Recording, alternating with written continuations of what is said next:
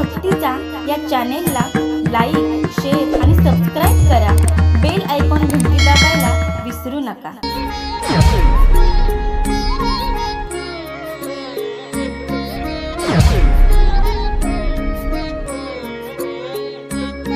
ज्याने आड यावे काही त्याचे नाही बळ आता. मन येथे साय झाले हरीच्या धाले गुणवादी. चुकुर तो गेला काळ झाले बळ संगाचे. मन येथे साह्य झाले हरीच्या धाले गुणवादी. तुका म्हणे धरू सत्ता होईल आता करूते. मन येथे साह्य झाले हरीच्या धाले गुणवादी. पांडुरंगा करू प्रथम नमन. पांडुरंगा करू प्रथम नमन. पांडुरंगा करू प्रथम नमन. पांडुरंगा करू प्रथम नमन. दुसरे चरणा संताचे दुसरे चरणा संताचे दुसरे चरणा संताचे.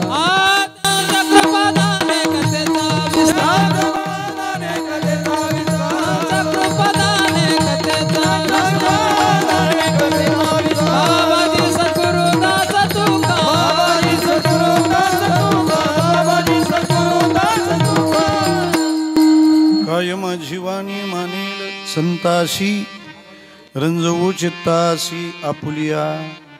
ओम नमो ज्ञानेश्वरा करुणा करा दयाळा. तुमचा अनुग्रह लाधलो पावन झालो चराचरी. सेवेलागी सेवक झालो. सेवेलागी सेवक झालो. सेवेलागी सेवक झालो. सेवेलागी सेवक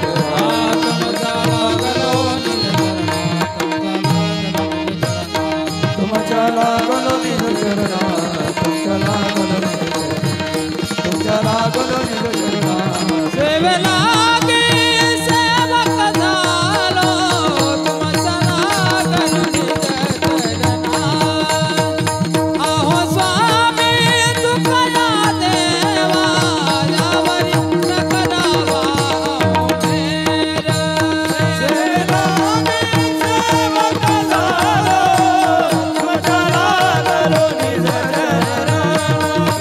अहो स्वामी तुकया देवा यावरी सकलावा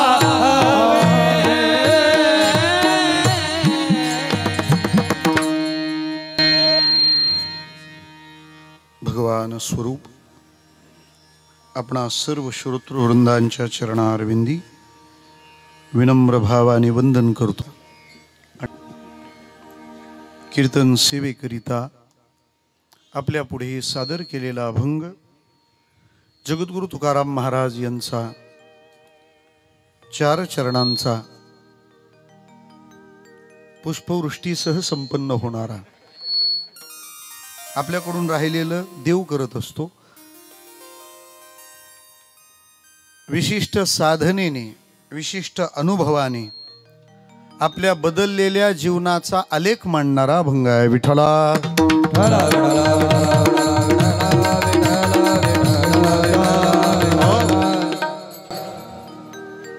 गायलेल्या अभंगाला वंदन करण्याआधी समाजातल्या उपस्थित सर्व गणमान्य भाविकांच्या चरणारविंदी विनम्र भावाने वंदन करतो.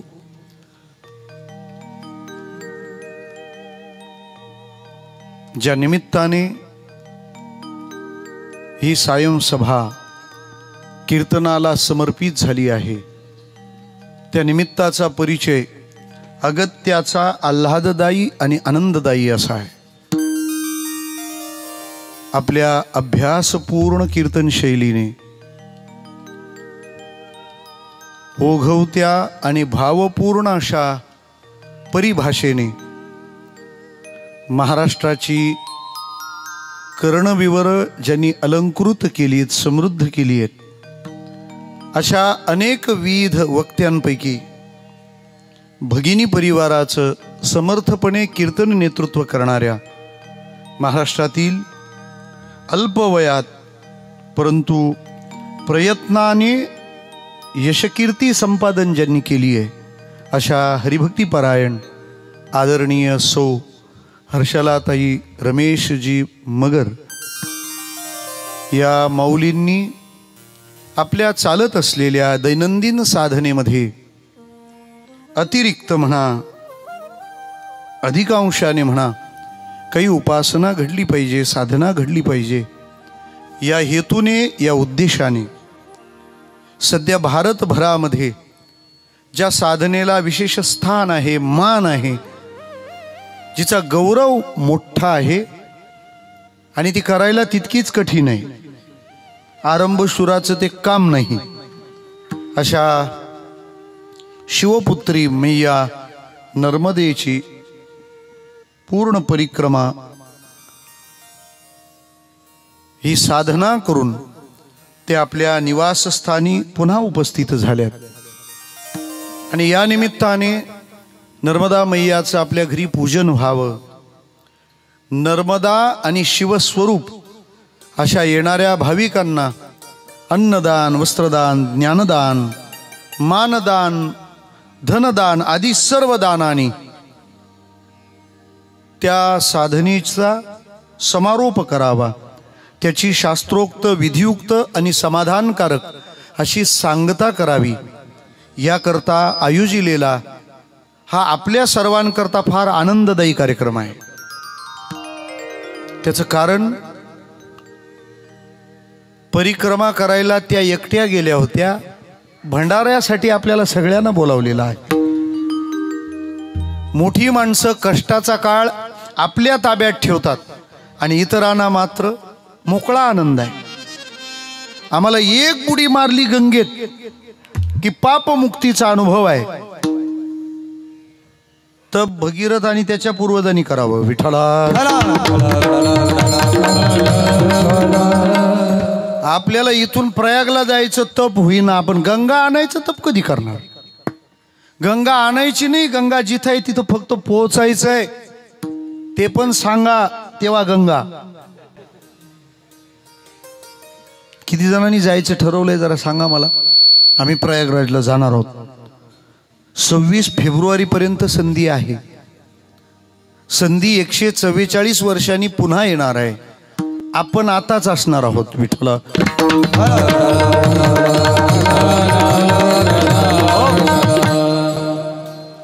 गंगेच्या स्नानाचा आनंद आम्हाला आहे, पण आणण्याचे कष्ट मात्र भगीरथ आणि त्याच्या पूर्वजांना आहे. ज्ञानोबाराय म्हणतात, वधूवराची मेळणी वराडिया लुगडी लेणी. लग्न नवरा नवरीच आहे, पण शॉपिंगला पहिले मानाचे मानकरी न्यावे लागतात, नाही तर पुढील कार्यक्रमाचं भविष्य धोक्यात. लग्न नवरा नवरीचं आणि दागिने, आहेर, कपडा, लत्ता तो मात्र सगळ्या वराड्यानं.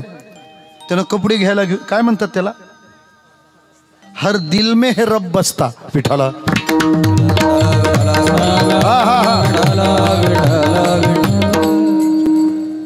ते तरच बसता, नाही तर नाही बसता. लग्न नवरा नवरीचं, पण आहेर मात्र वराड्याला. गंगे स्नानाने पापमुक्तीचा अनुभव आम्हाला, पण आणण्याचे कष्ट मात्र भगीरथाला. तसं नर्मदा परिक्रमेतले कष्ट आणि क्लेश हे त्यांनी सोसलेत, परंतु त्या सगळ्याचा गोड समारोप आणि तो आनंदाचा सोहळा त्या जाऊन आल्यात, त्यामुळे आपल्याला लाभलेला आहे. दुसरी महत्वाची बाब आहे, त्या गेल्या होत्या नर्मदा परिक्रमेला, पण माणसं सगळे आलीत कीर्तन परिक्रमेची. विठ्ठला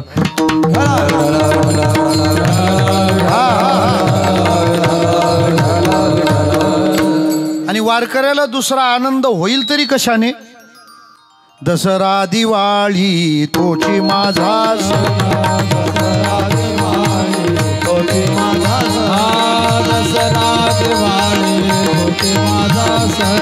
दसरा दिवाळी होते माझा सखे हरिजन भेटतील भेटतील सखे हरिजन भेटतील भेटतील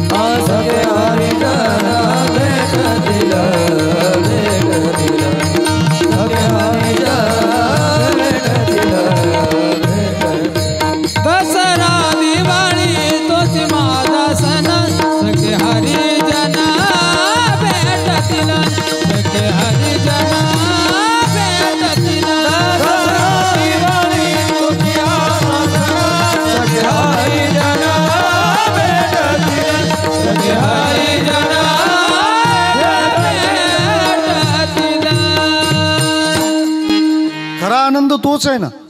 आणि माझी जेवढी नजर जाते इथे मंडपात, एक एक माणूस म्हणजे त्यांनी एक एक घेतलेली तारीखच आहे ही येऊन बसली इथे. त्यांचा स्नेह, त्यांनी समाजाला दिलेले लुटलेलं विचारधन आणि त्याची मिळालेली पोचपावती आहे. आपण सर्वजण त्यांच्या ह्या दिव्य सोहळ्याकरता आलो आहोत. आपल्याकरता ते प्रेरणादायी आहे. नाही या प्रेरणा घेऊन आपल्याला काही करता आलं तर निदान संकल्पात तर येऊन जाईल ना, असं काहीतरी आपल्याकडून व्हायला पाहिजे. कोणतीही कृती ही संकल्पाने सुरुवात होत असते. आज संकल्प केला, उद्या इच्छा होईल, परवा तिचं रूपांतर वासनेत होईल आणि मग तेरवा ती जन्माला यायला लावी. जन्म घेणे लागे वासनेच्या संगे, तेची झाले अंगे हरिरूप. अशी दिव्य साधना त्यांनी करून मानवी जीवनामध्ये कृतार्थता संपादित केली आणि आपल्या वाट्याला आलेल्या सगळ्या कर्तव्याला एका कृतीने पूर्ण केलं. विठ्ठला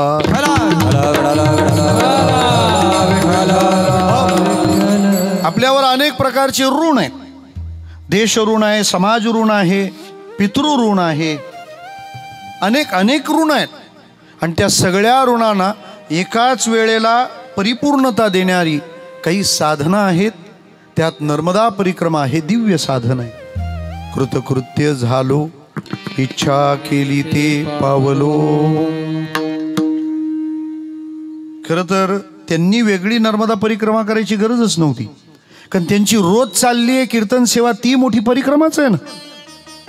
मला एक परिव्राजकाचार्य भेटले, म्हणजे त्यांच्या व्हिजिटिंग कार्डवर लिहिलं होतं.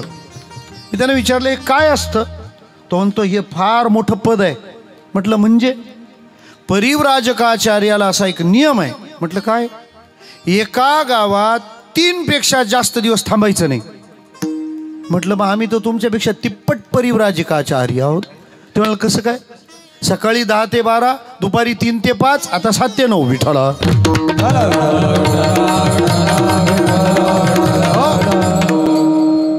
पण असं आहे, मोक्षाच्या मागे लागलेला साधक त्याच्या प्राप्तीत कोणताच संशय ठेवत नाही. उद्या कुठं थोड्यासाठी काही कमी पडलं तर पुन्हा योगभ्रष्टासारखं पुन्हा जन्माला नको यायला. ज्ञानोबाराय म्हणतात, मोक्षरूपी गावाला जाण्यासाठी त्याचा प्रवास सुरू करायला थोडा उशीर झाला आणि आयुष्याचा सूर्य मावळला, मुक्कामाला पोहोचला नाही. मग देव त्याला काही काळ स्वर्गात ठेवून घेतो, पुढच्या वेळेला पवित्र कुळात जन्माला घालतो आणि उरलेल्या अल्पावधीत उरलेली साधना करून तो लवकरच मोक्षाला प्राप्त होतो. पण खरा साधक म्हणतो हे दुसरा जन्मन योग भ्रष्ट अजिबात नको, याची देही याची डोळा. विठ्ठला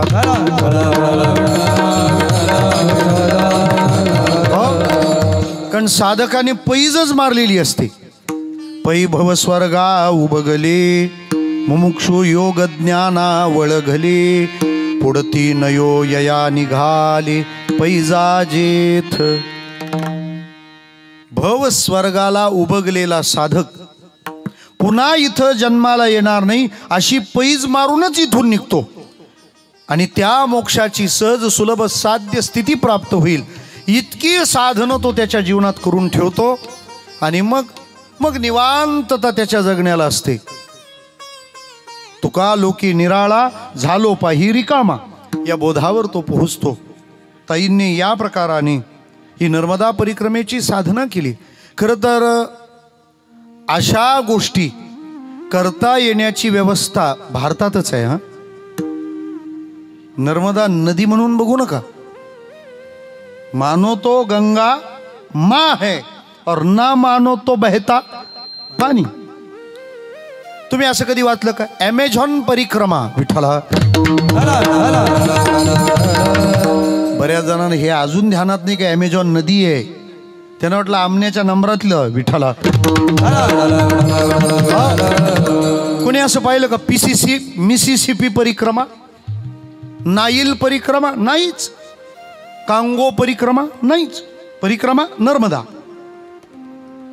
भारतातले डोंगर म्हणजे दगड मातीचे ढीग नाहीत आणि भारतातल्या नद्या म्हणजे वाहणारं H2O नाही विठ्ठला.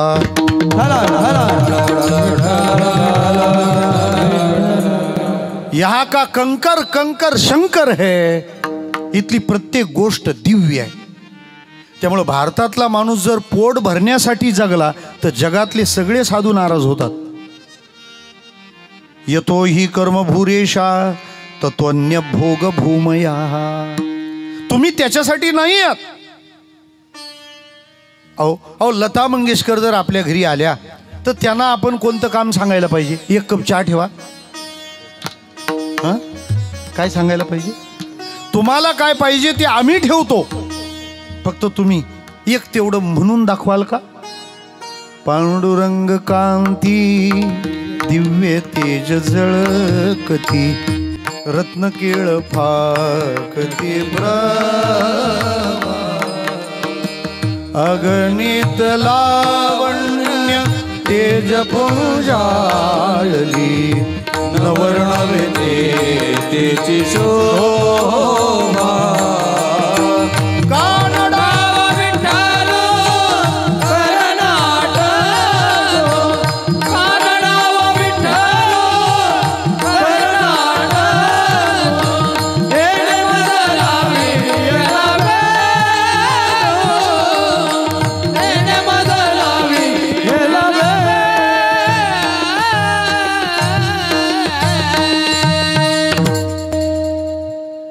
बाबाजी आपलं स्वागत आहे. परिक्रमेची सिद्धी होतीये, संकल्पाचं आगमन आहे. विठ्ठला विठ्ठला.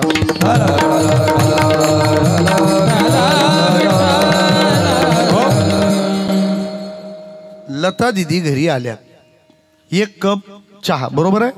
नाही नाही नाही, त्यांना म्हणावं एक छान भजन म्हणा. का? त्यांच्या हातचा चहा पिणं या अनुभवापेक्षा त्यांच्या गळ्यात देवाने जे अमृत भरून ठेवलंय त्याचा स्वाद घेणं याकरता त्यांचं आगमन आहे ना. महाराज घरी बोलावल्यावर काय विचारावं? जप कसा करावा या इथून त्या तिथपर्यंत आमचीच. विठ्ठला. मला 7 ते 9 ला बोलवले, 7-12 कशी काय? एवढं परवडणार आहे का? तो त्या करताय. भारतातल्या माणसांनी थोडं निराळं जगावं अशी संतांची अपेक्षा आहे. नाथ महाराज म्हणतात, भरतखंडी नरदेह प्राप्ती हे तो परमभाग्याची संपत्ती. तेथही विवेकू परमार्थी त्याचा वशवर्ती मे परमात्मा. विवेकानंदांचा एक शिष्य होता ऑस्ट्रेलियातला. त्याला महावाक्याचा उपदेश केला, ज्याच्यासाठी आपलं जीवन आहे. महावाक्य काय? महावाक्याचा विचार तत्वमसी. ते तू आहेस. तत्वम आणि असी. तत् हे पद ईश्वरवाचक, त्वम हे पद जीववाचक आणि असी हे ऐक्यवाचक. तो तू आहेस, तू देह नाहीस, तू परमात्मा स्वरूप आहेस. त्याने बराच वेळ ते चिंतन करून पाहिलं. कारण महावाक्याच्या श्रवणानंतर मनन नसतं, निधिध्यास नसतं. निधिध्यास म्हणजे निशिदिनी ध्यास, तोच निधिध्यास. हे मी शोधलेला शॉर्टकट आहे, तसंच असेल माहित नाही. सतत तोच विचार, मी ब्रह्म आहे, मी ब्रह्म आहे, मी ब्रह्म आहे. त्याला काही ते पटेच ना. विवेकानंद थकलेन म्हणाले, तू आता राहू दे. ते म्हणाले, का? मी ब्रह्म आहे याचा ध्यास घेऊन तुला ते पटत नाही. त्याचं कारण आहे, मी देह नाही, मी ब्रह्म आहे हे पटायला ही माती भारतातली लागते. विठ्ठला. एवढं शिकून माती झाली, कारण माती भारतातली लागते.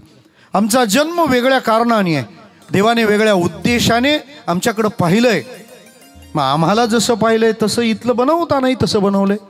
इथल्या सगळ्या गोष्टी दिव्य आहेत. कृष्णाने आग्रह धरला, मी निघालोय, राधे तुला यावं लागेल. राधा राणी म्हणाल्या, मला कुठे नेता? ते म्हणाले, आपल्याला पृथ्वीवर जायचंय. ते म्हणाले, जमणार नाही. तुम्ही काय कुठं पण ॲडजस्ट होता? तुम्हाला गाईच्या गोठ्यात पण जन्म चालतो, बारसं चालतं, मला नाही चालायचं असं. मग त्याकरता तुला व्यवस्था करावी लागतील देवा. म्हणे काय व्यवस्था? यत्र वृंदावनम नास्ती यत्र नो यमुना नदी यत्र गोवर्धनम नास्ती तत्र न रमते मनः. माझं मन तिथे रमत नाही जिथे वृंदावन नाही, गोवर्धन नाही आणि यमुना नाही. राधेचं मन रमण्याकरता 84 कोस जागेत हे सगळं बसवलं आणि एवढी जागा देवाने गोलोक धामातून भूलोकात आणली. म्हणून त्याची प्रदक्षिणा आहे, कारण ती दिव्य आहे. विठ्ठला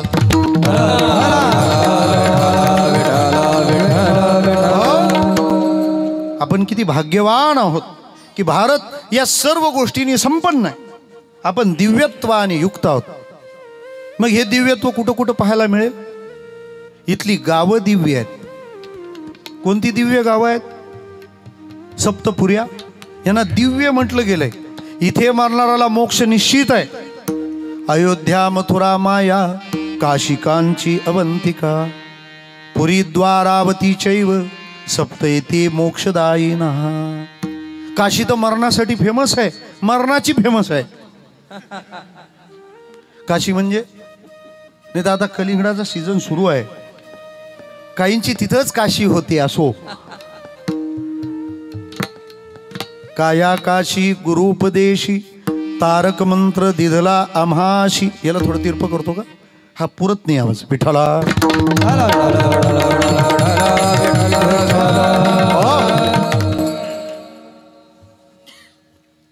काशीत मरणाराच्या कानात भगवान महादेव रामनामाचा जप करतात. ब्रह्मलीन डोंगरे महाराज सांगायचे, डोंगरे महाराज,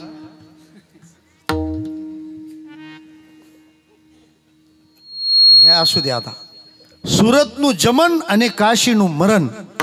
माणसानं जेवावं सुरतला आणि मरावं काशीला, पण मरायच्या आत जाऊन यावं. विठ्ठला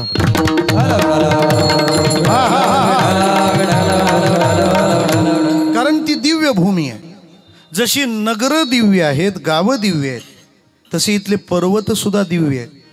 ते दगडमातीचे नाहीत. गोवर्धन हा भक्तीचा पर्वत आहे, हिमालय हा तपाचा पर्वत आहे आणि सह्याद्री शौर्याचा पर्वत आहे. विठ्ठला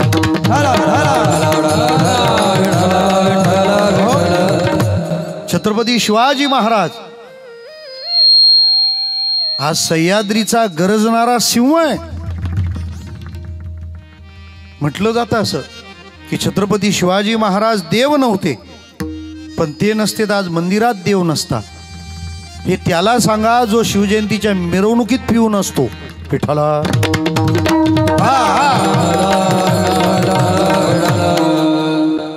तीन पर्वत मी तुमच्या पुढ्यात ठेवलेत आणि तिन्ही पर्वत तीन कारणाचे. चौथा तपाचा आणि त्यागाचा पर्वत आहे चित्रकूट.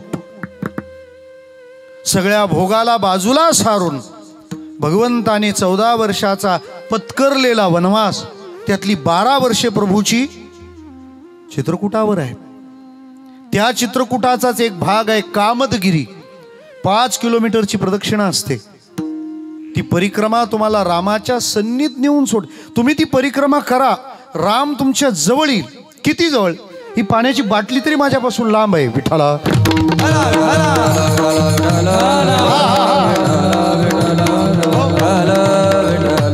इतक्या जवळ प्रभू येतील, इतकं महिमान त्या कामदगिरीचं आहे. मी माझ्यासाठी सेपरेट खर्च करत नाही. विठ्ठला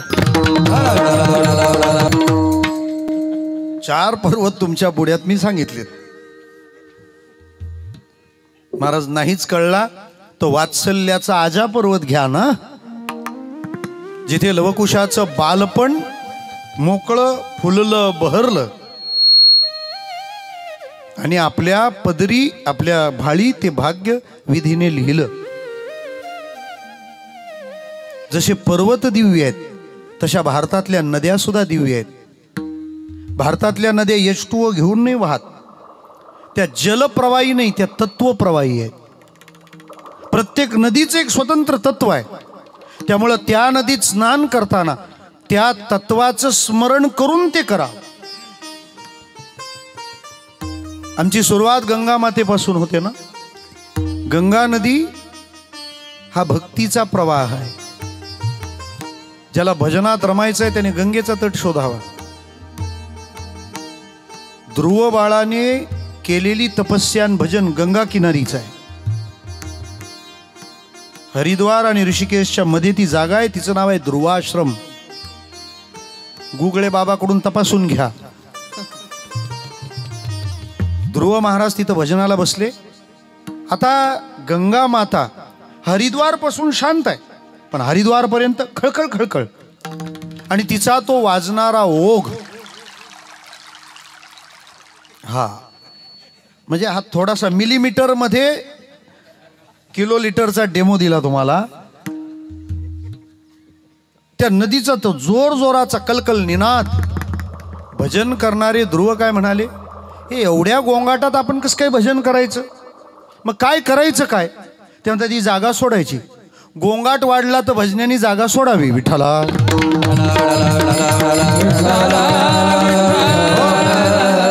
ते ध्रुव महाराज उठले गंगा किनाऱ्यावरून.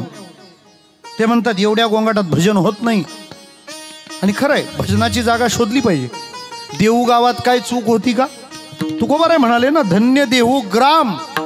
देऊगाव धन्य आहे, पण तुकोबारायांच्या आयुष्यातलं सगळं भजन कुठं आहे. भंडारा देहू असताना भंडारा का, हा प्रश्न पडायला पाहिजे ना.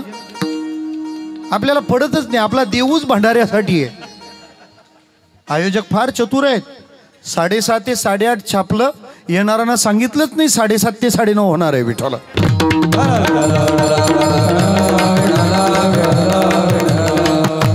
बरं 9:30 त्यांनी सांगितलंय. या हा बाबा त्यात थांबेल याची गॅरंटी नाही.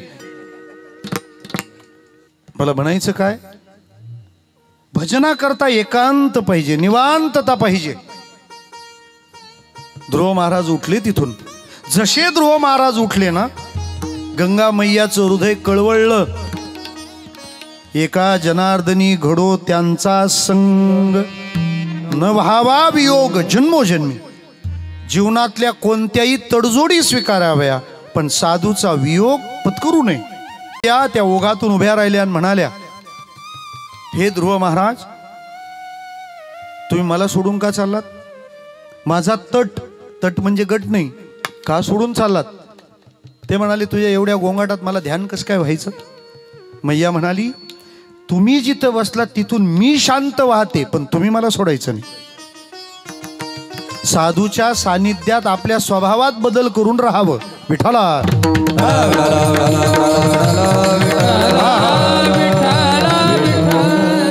एकाला विचारलं, का रे तू त्या महाराजांना का सोडलं. तो त्यांना तंबाखू सहन होत नाही माझी. विठ्ठला आता त्यांना तुझी तंबाखू सहन होत नाही म्हणून तू काय केलं, महाराज सोडला. सोडायला काय पाहिजे होतं. आपल्या गोंगाटाने ध्रुव महाराजांना त्रास होतो. गंगा आजही हरिद्वार ऋषिकेशच्या मध्ये त्या ध्रुवाश्रमाच्या परिसरात शांत वाहते. गंगा भक्तीचा प्रवाह आहे. यमुना कर्माचा प्रवाह आहे. दिल्लीतलं प्रदूषण हे तिचं कर्म नाहीये. विठ्ठला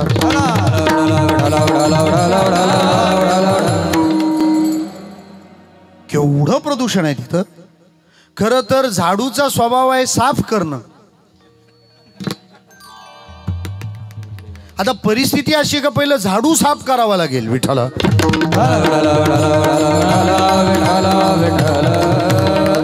स्वच्छ भारत अभियान. यमुना कर्माचा प्रवाह आहे. सगळे कर्मयोगी यमुनेच्या तीरावर आहेत. भगवान श्रीकृष्ण परमात्मा आपल्या लीला यमुनेच्या तीरावर करतो ना. विचारा ना, गाई गोपाळ घेऊन कुठे गेले होते भगवान.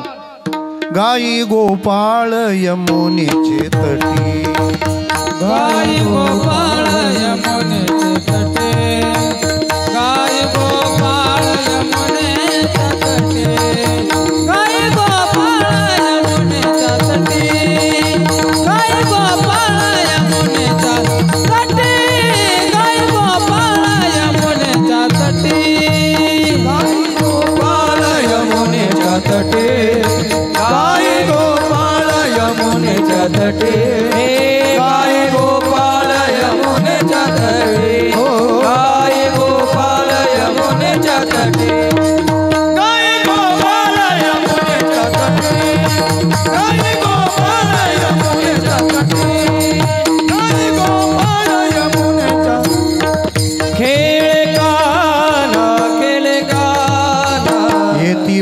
या मिळोनी जग जेठी चेंडू चौगुणा खेळती वाळवंटी चला चला पाहू म्हणती दृष्टी ओ.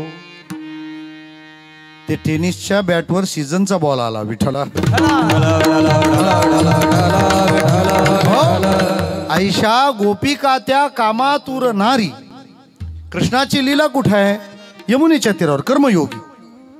भारतात किती कर्मयोगी आहेत? लोकसभेत किती आहेत? ते कर्मयोगीच आहेत ना. ते योगी नसले तर मग आपलं कर्म विठ्ठला. किती आहेत? 523 46 43. हे सगळे कर्मयोगी आहेत कुठे? यमुनेच्या तीरावर. संसद भवन दिल्लीत आहे. दिल्ली यमुनेच्या किनाऱ्यावर. कर्म करण्यासाठी ते तिथं बांधलंय. गंगा भक्तीचा प्रवाह, यमुना कर्माचा प्रवाह, सरस्वती ज्ञानाचा प्रवाह आहे.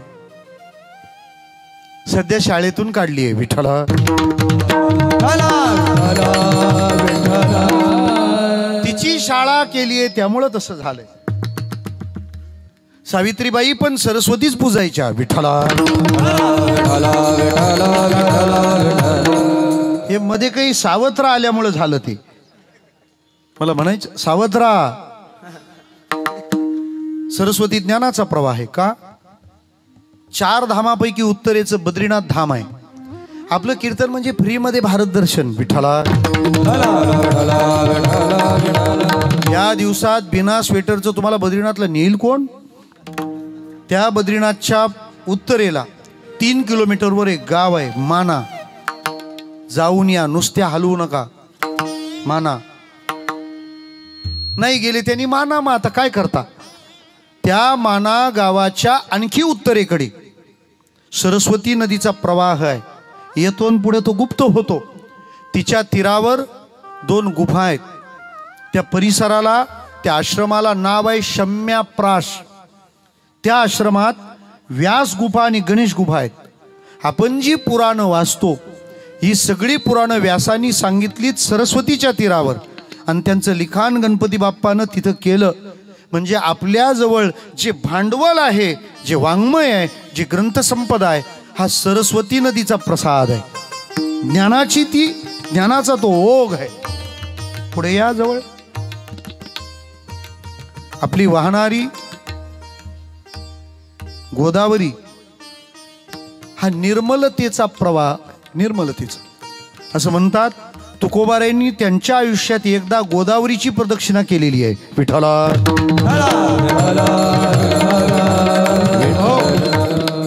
कारण चंद्रभागा आणि इंद्रायणी या 2 नद्यांव्यतिरिक्त आमचे संत फार बोलले नाहीत. पण तुकोबाराय असं म्हणालेत, गोदा तटे निर्मळे. गोदा तट हा निर्मल आहे. निर्मळ. गाथ्यात गोदावरीचा उल्लेख अजून एकदा आलाय. गोदे काठी होता आड असा उल्लेखाने गोदावरीचा संबंध आहे. गोदावरी निर्मळपणा आहे. निर्मळपणाचा प्रवाह म्हणजे गोदावरी. म्हणून महाराष्ट्र मनाने निर्मळ आहे. हे मी निर्मळ मनाने सांगतोय विठ्ठला. बरं तो निर्मळ आहे हे मनानेच सांगत नाहीये विठ्ठला. गोदावरी निर्मळपणाचा प्रवाह आहे. आपल्या जवळून वाहणारी प्रवरा हा क्रांतीचा प्रवाह आहे. क्रांती 3 प्रांतात घडली. कर्म, भक्ती आणि ज्ञान. गोदावरीच्या तीरावर कर्माची क्रांती घडली लोणीला. आशिया खंडातला पहिला सहकारी तत्वावरचा साखर कारखाना विठ्ठलराव विखे पाटलांनी केला. ही कर्मातली क्रांती प्रवरेच्या तीरावर. दुसरी भक्तीतली क्रांती प्रवरेच्या तीरावर अकोल्याला. रावणाच्या विरोधात दंड थोपटून उतरलेला पहिला महात्मा आणि ऋषी कोण असेल तर तो अगस्ती आहे. स्थान कोणतं? प्रवरेचा तट. शहर कोणतं? ग्राम कोणतं? अकोले. आणि हे तिथं अकेले विठ्ठला. श्यामबाबा ते आधी अकेलेच असेल. कोणीतरी अकोले केलंय ते. काही दिवसांनी आपल्याला स्पेलिंग येईल संगनमेर विठ्ठला. स्लिप ऑफ टंग, जीभ घसरत गेली की शब्द बदलत जातात. काना मागून आली, पुढं काय तिखट झाली. पण काय कोण तिखट झाली कोण ते तर सांगा. ऍक्च्युअल हे शब्द आहेत मिरचीसाठी. मिरचीचं झाड जर लावलं ना, म्हणजे कोणाला आपल्यातला तिखटपणा वाढवायचा असेल तर त्या मिरचीच्या झाडाचं निरीक्षण करा. त्या झाडाला मिरची जेव्हा येते म्हणजे बाजते, भानगडच नको ना. ती जेव्हा मिरची बाजते तेव्हा ती कुठं बाजते, पान असं वर येतं आणि बरोबर त्या पानाच्या देठाच्या खालून ती निघते. मूळ शब्द आहे पाना मागून आली तिखट झाली. कोणाची तरी जीभ घसरली तेव्हापासून ती काना मागून झाली. विठाला मी काही इथं घसरगुंड्या सांगायला उभा नाही, पण मला म्हणायचं ते तेवढंच. ते अकेले आणि आता झालं अकोले, ते नंतर झालेलं आहे. ही झाली भक्तीतली क्रांती. आणि तिसरी ज्ञानातली क्रांती प्रवरेच्या तीरावर झाली नेवाशाला. संस्कृत भाषा जगासी कळेना, म्हणून नारायणा करुणा आली. तेव्हा त्या महालय क्षेत्रामध्ये भगवान श्री निवृत्तीनाथांच्या आज्ञेने भगवान श्री ज्ञानोबा राय त्या स्थानात बसले आणि जगाचा कळवळा जो उरात दाटला होता त्याच्या परिणामात केली से मराठी गीता देवी, केली से मराठी गीता देवी, गीता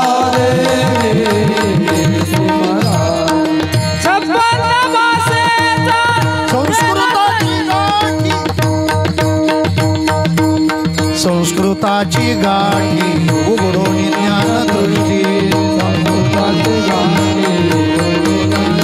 हा केली से मराठी गीता देवी, गीता देवी केली से मराठी गीता देवी, गीता देवी से मराठी.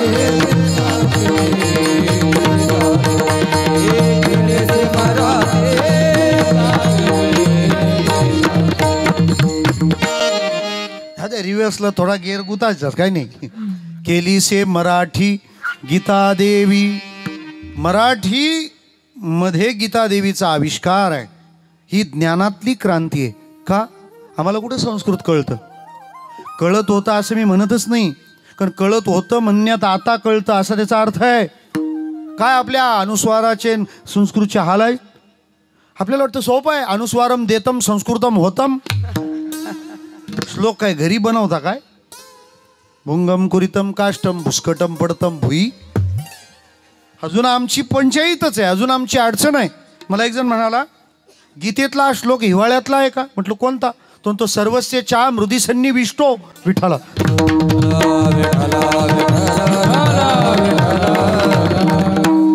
तुला असा ठो द्यायला पाहिजे ना. सर्वस्य चाहम हृदय सन्निविष्टो. गॅस पेटव ना, श्लोकाचे हाल का करतो. इतक्या पंचायती आहेत. पण अशा पार्श्वभूमीत ज्ञानोबारायांनी क्रांती केली.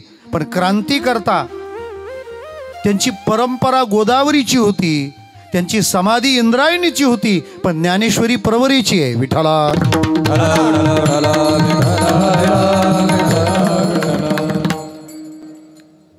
तशी मा नर्मदा आहे. काय नर्मदा माता पाणी वाहतं तिच्यातून नाही. नर्मदा या शब्दाचा अर्थ आहे नर्म म्हणजे सुख आणि दा म्हणजे देणारी. पण नर्मदा म्हणजे सुखदा, सुख देणारी आहे. आणि साधना प्रांतात विचार केला तर नर्मदा माता ही वैराग्यदात्री आहे. ती वैराग्य देणारी आहे. आणि वैराग्य देणारी आहे म्हणजेच सुख देणारी आहे. विठ्ठला बरं, वैराग्याचं स्वरूप काय. भक्ती ते नमन, वैराग्य तो त्याग. मग आपल्याला सुखाचा अनुभव हा भोगाने आहे का त्यागाने आहे. अशांतस्य कुतः सुखम हा जर सिद्धांत आहे तर त्यागात शांती अनंतरम ही प्रक्रिया आहे. विठ्ठला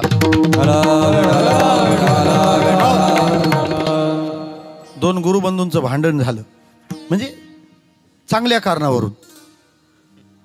एक जण म्हणाला संग्रहात कल्याण आहे, दुसरा म्हणाला त्यागात कल्याण आहे. तर बघू कसं करायचं ते. त्यांना जायचं होतं, नदीवर ब्रिज नव्हता, बांधायचं नाही असं ब्रीद होतं. तो ब्रिज ओलांडायला म्हणजे पलीकडे कसं काय जायचं. जर ब्रिज नसेल तर काय असतं. भंडारा चालू करावा लागेल आता. विठ्ठला विठ्ठला. मी तुम्हाला सोपं विचारलंय, जर ब्रिज नसेल तर. अहो जर ब्रिज नसेल तर विठ्ठला सांगतो तर काय म्हणतात त्याला, तर आहे तर तिच्याने पलीकडे जाऊ होडी. तो म्हणाला मी नेईन पण 10 रुपये शीट.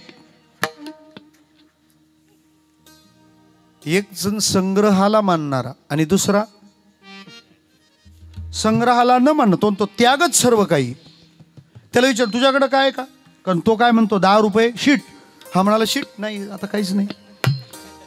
तेव्हा तो म्हणाला तुझे पैसे मी देतो पण माझं मान्य करशील. म्हणे काय, जर आता मी 10-10 रुपये संग्रह केला नसता तर आपल्याला होडीवाल्याने घेतलं असतं का.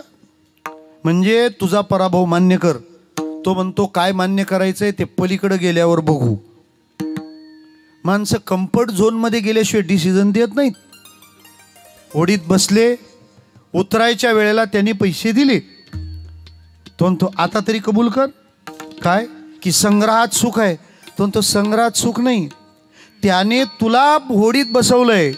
तुझ्याकडे 10 रुपये आहेत म्हणून नाही, ते 10 रुपये तू त्याला देणार आहेस म्हणून. 10 रुपये तुझ्याकडे ठेवणं संग्रह आणि त्याला देणं त्याग. विठाला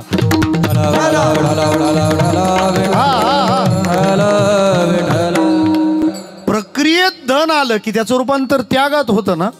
तसे नर्मदा मैया नर्मदा आहे, सुखदायी आहे. पण सुख देते म्हणजे कुठल्या मार्गाने, त्यागाच्या वैराग्याच्या मार्गाने सुख देते. बरं वैराग्य म्हणजे वैतागलेला नव्हे, विशेष तत्वाविषयीचा अनुराग त्याला म्हणतात विराग.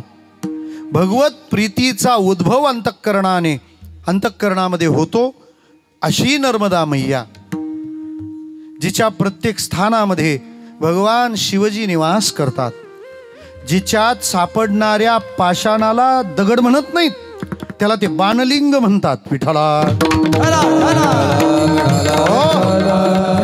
भारताच्या मध्यातून वाहणारी जणू नर्मदा मैया म्हणजे भारताच्या हृदगताचा प्रवाह आहे. भारताच्या हृदयाला काय वाटतं त्याचा तो प्रवाह, त्या नर्मदा मैयाची परिक्रमारूपी सेवा. तो प्रवाह उजव्या बाजूला ठेवून तिला प्रदक्षिणा करणं हे वाटतं तितकं सोपं नाही. आपल्या मान अपमान विकार या सगळ्यांच्या परीक्षा म्हणजे नर्मदा परिक्रमा आहे. त्या जंगलामध्ये ते मामा लोक पूर्वी तर फारच उपद्रव करायचे. म्हणजे फक्त अंगावर लंगोटीच ठेवतात ते, बाकी सगळी तुमची संपत्ती असेल, तुमची साधनं असतील, तुमच्या सुविधा असतील, त्या सगळ्या काढून घेतात. बरं त्या काढून घेताना त्यांच्या मनासारखं केलं नाही तर त्यांच्या बाणाचा नियम कधीच चुकत नाही. विठ्ठला बरं त्यांनी काढून घेतल्यावर पुढे आपला प्रवास होतो तेव्हा त्यांच्यासारखेच दुसरे ते आपली पुन्हा काळजी पण घेतात. याचा अर्थ काय, तुम्ही कोणत्याही वस्तूच्या परिग्रहात फसू नये, अडकू नये या बोधापर्यंत नर्मदा मैया नेते. आणि मग तिच्या सोबतीला तिच्या सहवासामध्ये आपला काळ व्यतीत होतो. किती, फक्त 3600 किलोमीटर. विठ्ठला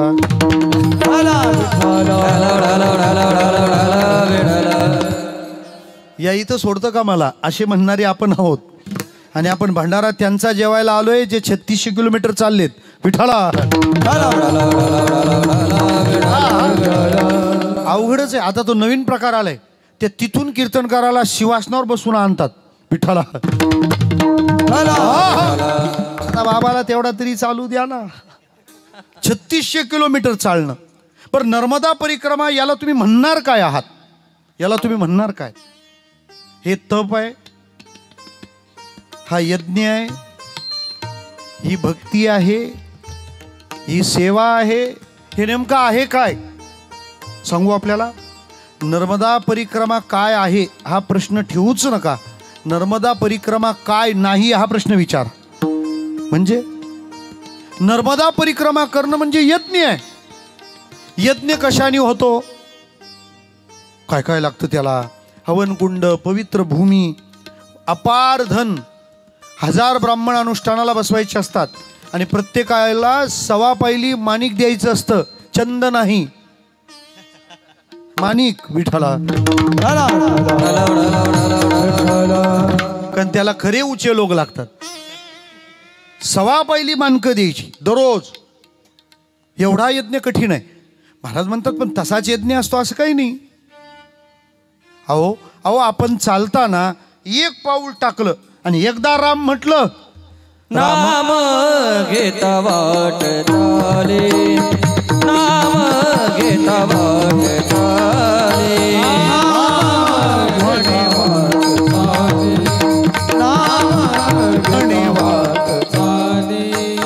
यज्ञ पाऊला पाऊले, यज्ञ पाऊला पाऊले, यज्ञ पाऊला पाऊले, यज्ञ पाऊला पाऊले, नाम म्हणता वाट चाले, नाम म्हणता वाट चाले.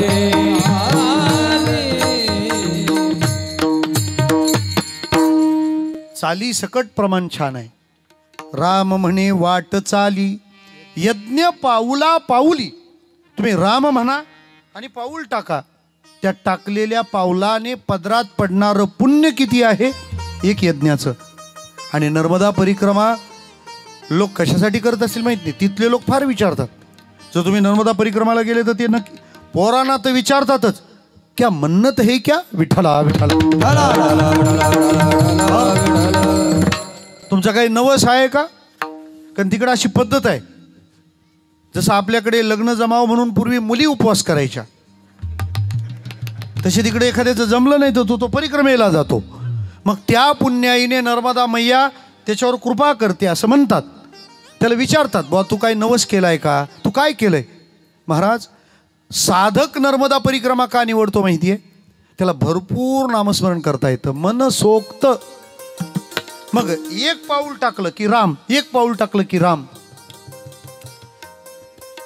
साधारण 1 मीटर चालायला किती पावलं टाकतो आपण? 1 फूट सांगा, सूट देतो तुम्हाला. फूट, 1 फुटात 1 पाऊल ना? 1 फूट म्हणजे तेच सांगा, हिशेबाला पुढं बरं राहील. Round figure. 1 फूट म्हणजे 1 पाऊल. साधारण 1 मीटरला 3 पावलं पकडा, म्हणजे 1 मीटर किती पावलं झाली? 1 मीटर म्हणजे 3 पावलं. 1 किलोमीटर म्हणजे किती मीटर? बरे गुरुजी लोक आपल्याला कीर्तनात आहेत त्यामुळे सोपं जाईल आता. विठ्ठला.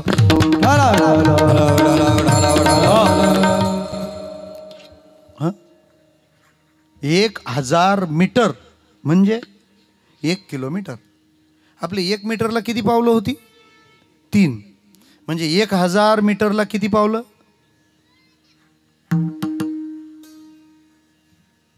स्पष्ट आवाजीला असं बोला ना, मलाही कळलं पाहिजे नेमका फॉर्म भरलाय कोणी. 3000. 1 किलोमीटरला किती पावलं? 3000 पावलं. किलोमीटर किती आहेत? किती आहेत बाबा? 3600. 1 किलोमीटरची किती पावलं? 3000. साधं ढोबळमानाचं गणित आहे. 3600 गुणिले 3000.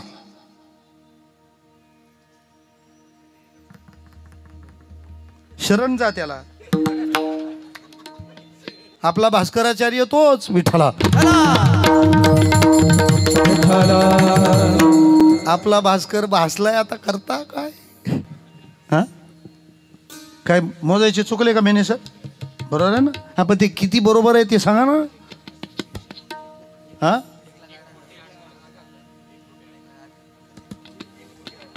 खोटी नका करू. हा, 1,08,00,000 म्हणजे तिथं 108 आलं बाबा. क्या बात है, क्या बात है. एक नर्मदा परिक्रमा करणं, एका पावलाला एकदा राम जर म्हटलं असेल तर त्या माणसाच्या नावावर 1,08,00,000 यज्ञाचं पुण्य आहे विठ्ठला.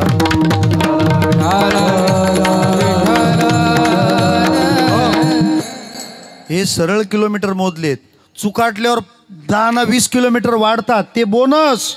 ते भटजीनं दक्षिण द्यायला ती एक्स्ट्रा पाहिजे ना पुण्य. ही अमाऊंट सेफ राहिली पाहिजे. एफडी विठाला. म्हणजे नर्मदा बरोबर आहे ना. 1 कोटी नाही ते 2 गॅरेंटर लागतात बँकेला. 1,08,00,000 यज्ञ म्हणजे नर्मदा परिक्रमा ही परिक्रमा नाही आहे, तो काय आहे, यज्ञ आहे. दुसरा आहे का. नर्मदा परिक्रमा म्हणजे यज्ञ, नर्मदा परिक्रमा म्हणजे तप आहे. आणि तप पाहिजे, नाही तर पत नाही विठ्ठला. जायचं नाही वैकुंठाला, काय करायला पाहिजे, बॅनरवाल्याला पैसे दिले पाहिजेत. कारण हल्ली सगळ्यांना वैकुंठाला तोच पाठवतो, त्याच्याच बापाच्या घरचा कायदा, कारण तोच लिहितो वैकुंठवासी. अरे तू कुठं हे सांगतो, वैकुंठा जावया तपाचे सायास, जावया तपाचे सायास, जावया तपाचे सायास, वैकुंठा जावया तपाचे सायास. लागे जीवा नाश करणे बहु, लागे जीवा नाश करणे बहु, लागे जीवा नाश करणे बहु. योग्य जागी थांबावं लागतं. महाराज म्हणतात वैकुंठा जावया तपाचे सायास, लागे जीवानाश करणे बहु. जीवा बहुनाश करणे लागे तेव्हा वैकुंठा जावया, तप करावं लागतं. पर तप म्हणजे काय, ज्ञानेश्वर महाराजांनी फार गोड सांगितलंय. एकाच ओवीत सगळं काम. संत फार मॅटर ठेवतच नाहीत. तैसा स्वरूपाचिया प्रसरा, लागी प्राणेंद्रिय शरीरा, आटणी करणे जे विरा तेची तप. अर्जुना, तप तप म्हणजे काय, स्वरूपाचा प्रसर, त्याचा प्रत्यय, त्याचा अनुभव, त्याची यथार्थ अनुभूती प्राप्त होण्याकरता स्वरूपाची या प्रसरा काय करावं लागतं, त्याकरता प्राण, इंद्रिय आणि शरीर याची आटणी करावी लागते. देह झिजवावा लागतो. तुका म्हणे व्हावे देहाची उदार, रखुमादेवीवर जोडावया. हे शरीर याची आटणी करावी लागते. आणि तुम्ही शरीराची कशासाठी आटणी केली आहे ना, ते बरोबर कळतं.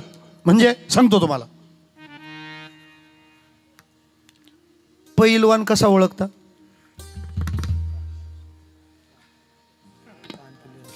तुमचे कान नाहीत का इकडे, पैलवान कसा ओळखतात, त्याचे कान पिळलेले राहतात.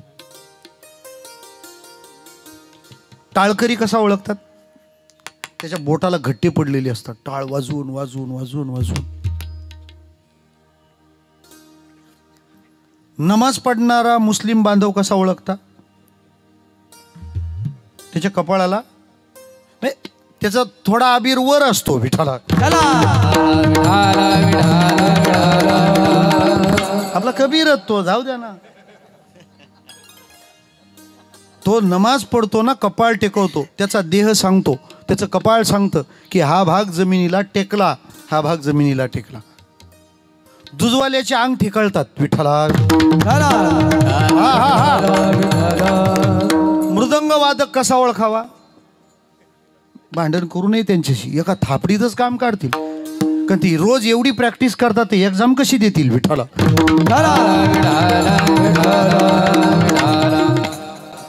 म्हणजे तो देह तिथं तसा आहे हे कळतं ना महाराज, हे कळतं.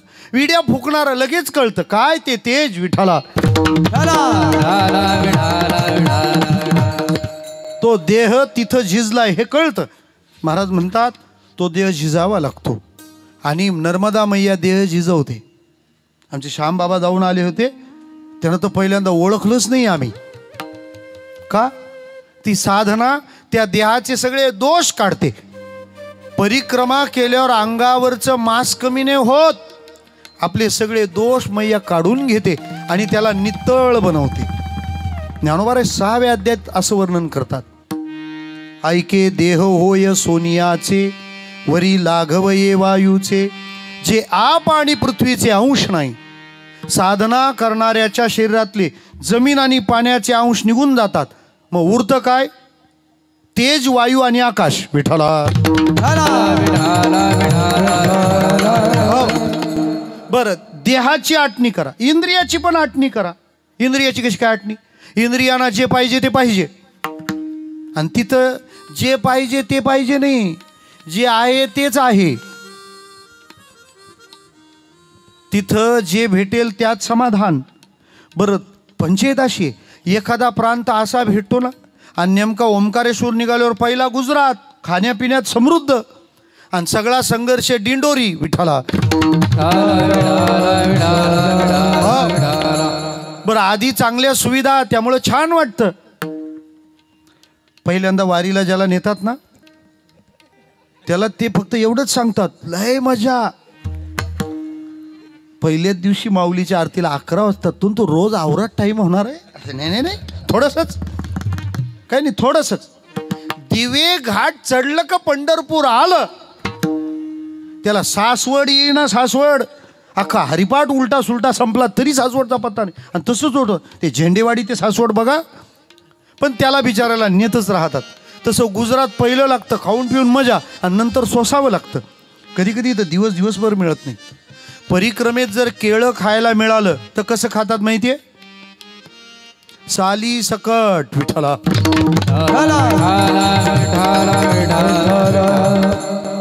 ते पत्रावलीवर गुलाबजाम टाकायचे ते नखरे आपल्या इकडं, तिथं अवघड आहे. ते म्हणतात केळ्यातून मिळेल ते तर घ्या, ती साल मिळाली त्यातून काय फायबर असो प्लॅस्टिक असो ते घ्या बाबानो, कारण नाही तर तेही मिळणार नाही. जिथं रानफळं मिळतील तिथं रानफळं का, जे असेल ते. किती मोठी गोष्ट आहे हो. 4 महिने तुम्ही तुमच्या घरातली भाजी ठरवत नाहीत, ते आपल्याला बोलावतात आणि खाटेवर सतरंजी अंथरतात. आई आहे, विराजी आहे, आपल्याला वाटतं लई सेवे करीत, आणि त्या खाटेवर बसलं का आपको शर्म नहीं है? परिक्रमावासी हो, फिर नीचे बैठना चाहिए. समझ में नहीं आता का? तूच खाट बसायला दिली म्हणजे मान, अपमान, सन्मान याच्या सगळ्याच परीक्षा आहेत. त्या भिल्लांच्या वस्तींमध्ये जेव्हा प्रवास असतो, त्या भिल्लांच्या घरी मुक्काम, त्या एका पलंगावर तिथं विसावा असतो. ते भिल्ल पती पत्नी विश्रांती करतात, त्याच्यामध्ये याला विश्रांतीला बसवायचं आहे, झोपवायचं आहे. मला सांगा, आपल्या काम, क्रोध, लोभ, मोह, मद, मत्सर या सगळ्याच्या परीक्षा प्राण, इंद्रिय आणि शरीर याची आटणी म्हणजे नर्मदा परिक्रमा. ही परिक्रमा नाही, तो यज्ञ आहे. परिक्रमा नाही, ते तप आहे. परिक्रमा नाही, ती भक्ती आहे. विठ्ठला.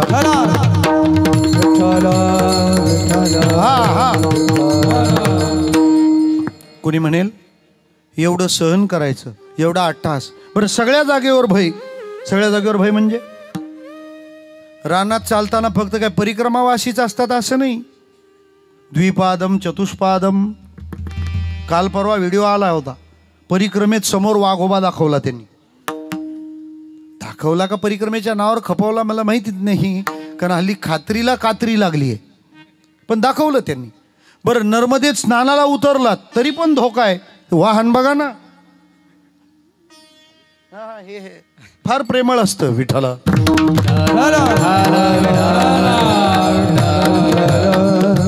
ब्रह्मलीन डोंगरे महाराजांनी जेव्हा देह सोडला तेव्हा त्यांनी अंतिम इच्छा सांगितली, माझा देह नर्मदेत समर्पित करा. का? या देहाने नर्मदा मैयाच्या वाहनाकरता काही सेवा व्हावी. विठ्ठला.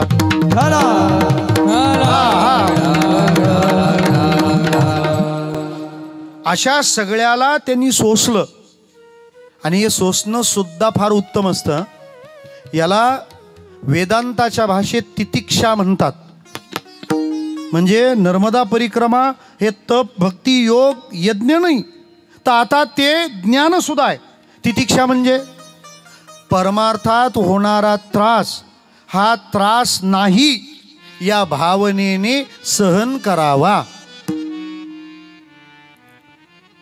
मी सुरुवातीला बाल कीर्तनकार म्हणून कीर्तनाला जायचो, फार छान राहायचं. आम्ही गेलो होतो राजगुरुनगर तिकडे. तिथे गेल्यानंतर आता ते प्रसाद, पण त्यांचा प्रसाद म्हणजे आपण निम्म्या अधिकच शिल्लक राहतो. सगळ्या लवंग्या मिरच्या, आपल्याला फक्त फटाकड्याच माहिती. त्या लवंग्या मिरच्याचे टाकल्या भाजीत. आता खायला लागलो, तिसऱ्या घासाला डोळ्यातून पाणी यायला लागलं. बनवणाऱ्या आजीने विचारलं, महाराज तुमच्या डोळ्यात अश्रू का? म्हटलं तुमची प्रसाद वाढण्याची सेवा पाहून माझं हृदय भरून आलंय विठ्ठला. याला तितिक्षा म्हणतात. असला प्रयोग आता करू नका, तेव्हा मी रडायचो विठ्ठला. म्हणजे लागतंय तिखट पण बोलायचं का? अजिबातच नाही. म्हणजे होणारा त्रास हा त्रास नाही या भावनेनं सामोरं जायचं. सांगा ना मला, परिक्रमेमध्ये जर उपवास घडला तर माणसं काय म्हणतात का, हे कशाला आलो परिक्रमेला? असल्या वैतागवाड्या तिकडे टिकतच नाहीत. काय म्हणतात, आज मैयाची कृपा आहे, आपलं व्रत घडलं, आपल्याला काही खायला मिळालं नाही, थंडीने जागं राहावं लागलं तर माणसं असं म्हणत नाही काय रात्रभर झोप नाही. लोक असं म्हणतात बरं झालं जागे राहिलो का, त्यामुळे भजन घडलं, त्यामुळे नामस्मरण घडलं. होणारा त्रास नाही या भावनेने त्याला सामोरं जाणं, याला म्हणतात तितिक्षा. 8:30ला आटोपणारं कीर्तन अजून संपण्याची चिन्ह दिसत नाहीत तरी तुम्ही काही तक्रार करत नाही, याला तितिक्षा म्हणतात विठ्ठला. म्हणजे नर्मदा परिक्रमा योग आहे, ज्ञान आहे. योग आहे म्हणजे सगळे योग तिथं होतात. योग तरी काय, यम नियम आसन प्राणायाम प्रत्याहार धारणा ध्यान आणि समाधी, सगळी योग तिथं एकवटलेली आहेत. अशा सगळ्या साधनांचा सिद्ध समुच्चय परिक्रमा. पण महाराज या परिक्रमेची साधना आमच्याकडून घडली तर त्या परिक्रमेचे अगोदरचे आपण आणि त्या परिक्रमेच्या नंतरचे आपण काही फरक पडतो का? आणि महाराज फरक पडला पाहिजे. कथेत पहिल्या दिवशी बसलेला माणूस आणि काला झाल्यावर कथेतून उठणारा माणूस यात बदल असलाच पाहिजे. नवरात्रीमध्ये आपण घट बसवतो, सध्या घट बसवण्यात वाढ झाली आहे. आमच्या बिल्डिंगमध्ये देवीच नाही, नुसता गरबाच असतो विठ्ठला. म्हटलं देवी कुठं आहे? ते म्हणते ती साऊंड सिस्टीममध्ये आहे. हे का निर्गुणाची उपासना आहे का? त्या मातीवर आपण सप्तधान्य पेरतो, पहिल्या दिवशी मातीच दिसते आणि शेवटच्या दिवशी फक्त उगवलेलं पीकच दिसतं. आपल्याही जीवनात असं घडावं ना. आपण माळ घातली तो पहिला दिवस,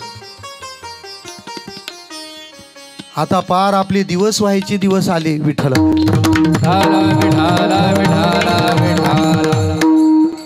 आपण आपल्याला मोजलं पाहिजे ना, आपल्यात किती बदल झाला. कधी कधी असं वाटतं आपले आले उलटे तर नाही ना झाले. म्हणजे आपण पहिल्या दिवशी माळ घातली तेव्हा काय भावना होती, भेटेल त्याच्या उबड्या पाया पडायचा. 2-4 वर्षात काय सिनियरिटी आली तो कोणाच्याच पडत नाही, कोणी आला का तो पाया या विठ्ठला.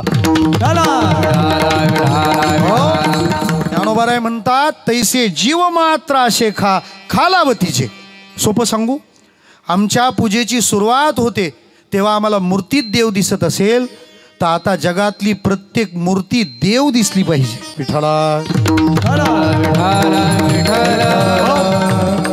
याला प्रगमनशील जीवनवाद असं म्हणतात. जाऊ द्या, भूक लागल्यावर मोठे शब्द मांडू नयेत. प्रगमनशील जीवनवाद म्हणजे काय सांगतो ना तुम्हाला. हरिपाठाच्या पहिल्या अभंगात ज्ञानेश्वर महाराज म्हणाले, देवाची द्वारी उभा क्षणभरी. बरोबर, उभा क्षणभरी ही सुरुवात आहे. रिकामार्ध राहू नको रिकामार्ध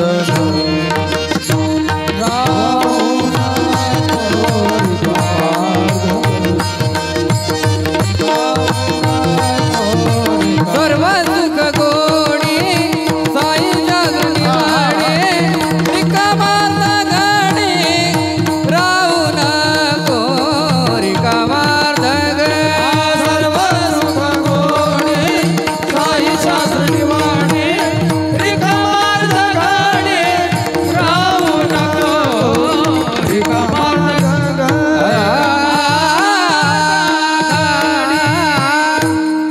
याला म्हणतात हरिपाठ. आपला परिपाठच आहे म्हणा तो. उभा क्षणभरी ही सुरुवात, क्षणभरच, आणि शेवट रिकामा अर्धगडी राहू नको. याला प्रगमनशील जीवनवाद म्हणतात.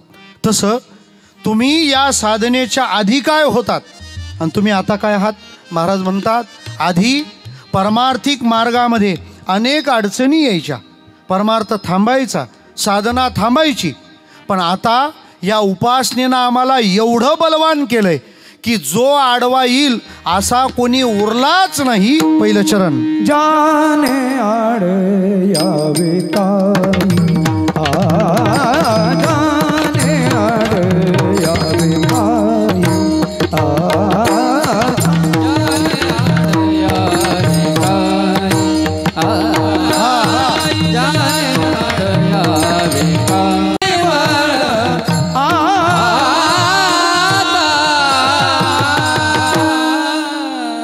जाने आड यावे काही त्याचे नाही बळ आता. हा स्थितीपर अभंग आहे.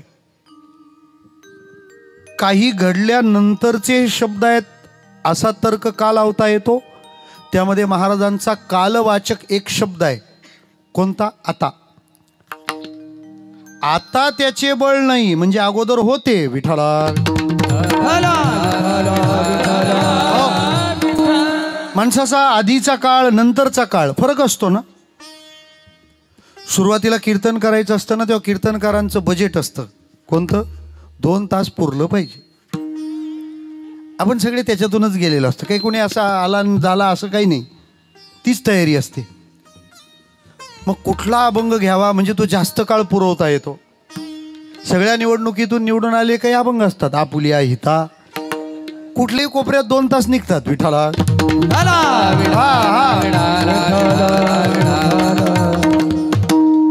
भलत्या अभंगांना हात लावायला सुरुवातीला जायचंच नसतं. ती काळजी आपण घेतो. पुन्हा त्याच्यात पण फार सांभाळायचं असतं.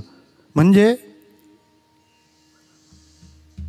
आम्हाला जे समजलेलं असतं ते तुम्हाला समजवायचं असतं.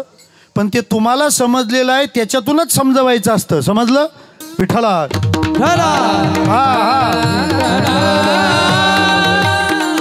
आता हो म्हणण्याशिवाय तुम्हाला तरी काय पर्याय आहे.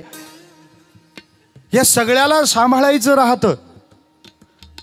लोक उद्विग्न नाही झाले पाहिजेत. एक तर 12व्या अध्यायाने आम्हाला बांधून ठेवलंय. यस्मान्नो द्विजते लोको लोकांनो द्विजते चयः. या श्लोकाचा अर्थ काय. लोक तुम्हाला कंटाळले नाही पाहिजेत, तुम्ही लोकांना कंटाळले नाही पाहिजेत. हां, लोक तुम्हाला नाही कंटाळले पाहिजेत. 12:30 वाजली तरी एक कीर्तन चालू होतं. लांबून एक बाबा उठले, हातात दंडुका. यांनी इथून विचारलं, बाबा तुमच्या हातात दंडुका. काला तो पुढं आहे. ते म्हणतात महाराज तुम्हाला नाही. अरे मला नाही म्हणजे कोणाला तरी आहे. काही माणसं सहज सत्य बोलतात. मला एक जण म्हणाला, महाराज मी काय तेवढा मूर्ख आहे का. म्हटलं मग तू केवढा मूर्ख आहे. विठ्ठला काही माणसं सहज सत्य बोलतात. म्हटलं दंडू का. तर महाराज तुम्हाला नाही, तुम्हाला तारीख कोणी दिली मी त्याला शोधतोय. अरे एवढा उशीर झाला काय कळतं का नाही, समजतं का नाही. वेळ काळाचं काय भान. म्हणजे लोक कंटाळले नाही पाहिजेत आणि ते ज्यासाठी आले ते त्यांना मिळालं पण पाहिजे. सूचनांमध्ये काही बदल व्हावेतच ना. कीर्तनात लोकांनी झोपू नये यापेक्षा लोक झोपतील असं कीर्तनच करू नये. विठ्ठला एवढ्या सगळ्यातून ते कीर्तनकार बिचारे जेमतेम पार होतात. आणि एवढ्या मेहनतीनं कीर्तन केल्यावर तुम्ही त्यांना सांगता काय द्यावे त्याशिवाय हवे होत राही. विठ्ठला आता आमचे सगळे कीर्तनकारच बांधव इथं आहेत. पण तरी मी त्यांच्या वतीनं बोलतो हो की कीर्तनकारांनी पाकिट फोडून बघू नये. आणि भरणारांनी त्यांना ती पाळी आणू नये. किती सोपा मॅटर सुटतो. विठ्ठल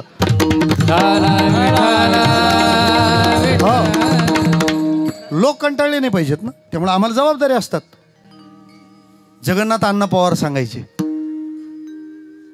सुरुवातीचं कीर्तन आणि नंतरचं कीर्तन याच्यात फरक असतो म्हणे. आता शब्द सांगतोय मी तुम्हाला. उपासनेच्या आधी उपासनेच्या नंतर. म्हणजे काय? सुरुवातीला कीर्तनात बोलताना दडपण येतं, नंतर थोडंफार दडपून देता येतं विठ्ठला. अरे कोणताही आपण घेतल्यावर आई कशी काय येते विठ्ठला विठ्ठला. हा हा हा हा अगोदर आणि नंतर हा फरक आहे विठ्ठला. मला आता कौणाचे मायबाप आपण घेतल्यावर पण तेच म्हटल्यावर आता लईच झालं हो विठ्ठला. आधी आणि नंतर हा भेद आहेच ना. त्याचा आधीचा आणि नंतरचा हा फरक ध्यानातच घ्यावा लागेल. मी जेव्हा विशिष्ट उपासना नाही केली त्याच्या आधी कसं होतं आणि आता कसं आहे. महाराज म्हणतात आधी खूप गोष्टी आडव्या यायच्या. कोण कोण आडवं यायचं हो? शरीर पण आडवं येतं, सेवेला तयार होत नाही. संतांनी आळसाचा निषेध केलाय. बरं ती झोप पण अशी आहे ना, नाम मोजताना येते, पैसे मोजताना नाही येत. नोटा मोजताना कोणाला झोप आली असेल तर हात वर करावा, अजिबात नाही. त्याला चहा घेऊन गेल्यावर पण तो पित नाही. त्याला चहा, भजनाला बसल्यावर 2 अभंग झाले म्हणतो चहा ठेवता का विठ्ठला. शरीर आडवं येतं, शरीर आडवं येतं. कधी कधी व्यक्ती आडव्या येतात. प्रल्हादे जनक बिभीषणे बंधू, राज्य माता निंदू भरते केली. जेणे नारायणी घडे अंतराय, होका बाप माय वर्जाविती. कधी कधी परिस्थिती आडवी येते. कधी कधी संपत्ती भजन करू देत नाही, कधी कधी सन्मान भजन करू देत नाही. त्याला वाटतं नाही पंढरपूरला गेलो तरी आता चालतं, समजायचं संपत्ती भजनाला आडवी आली. तुकाराम महाराजांनी आडवं येणारं पेटवायचं ठरवलंय तो भाग वेगळा. आगी लागो तया सुखा, जेने हरी नये मुखा, जेने हरी नये मुखा, जेने हरी नये मुखा.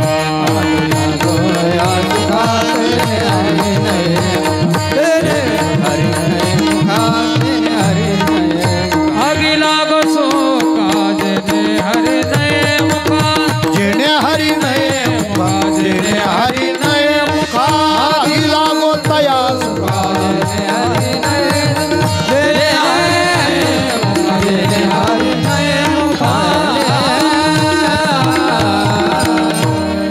विवेकानंदांचं म्हणणं आहे तुमच्या ध्येयापर्यंत जाताना काहीतरी आडवं येतच. कीर्तनात झोप आली तर ते पण आडवं येणंच आहे ना. संत म्हणतात तिला झोप नाही म्हणायचं, ते पाप आहे. पळून गेली झोप होते पाप आडते. विद्यारण्य ज्यांनी पंचदशी ग्रंथ लिहिला त्यांना दारिद्र्य दूर करायचं होतं. खूप उपाय केले, गेलंच नाही, गरिबीच गेली नाही. काय करावं काही सुचेना. समृद्धी पण बाजूवाल्याच्या शेतातून गेला विठ्ठला. आणि बडोदा बांधावरून संपला विषय. आता करायचं काय बरं. कोणाचे लुबाडायला उतारे पण नाही विठ्ठला. त्यांनी सरळ उपाय केला. काय आहे ते पाहू आपण म्हणून गायत्रीची पुरस्चरणं केली.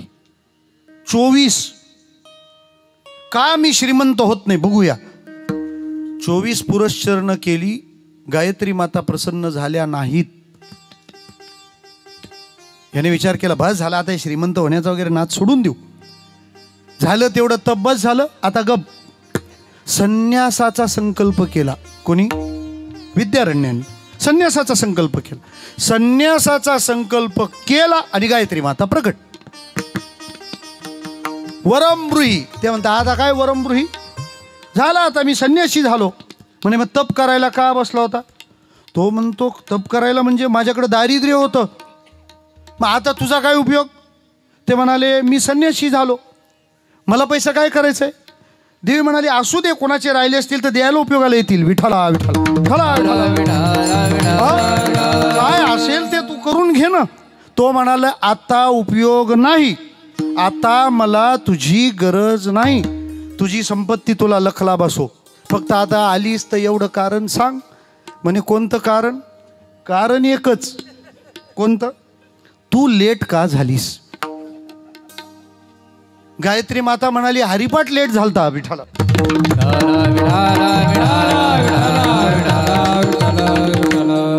सावित्री माता म्हणाली, मी डाणून फास्ट आलो, मला रस्त्यात निरोप दिला देवीदास महाराजांनी, आस्ती या विठाला. नाही तर एवढ्या थंडीत कशाला आस्ती दुखवायला उभा राहिलो असतो. मला म्हणायचं काय आहे, तू फक्त एवढं सांग का तू उशिरा का आलीस.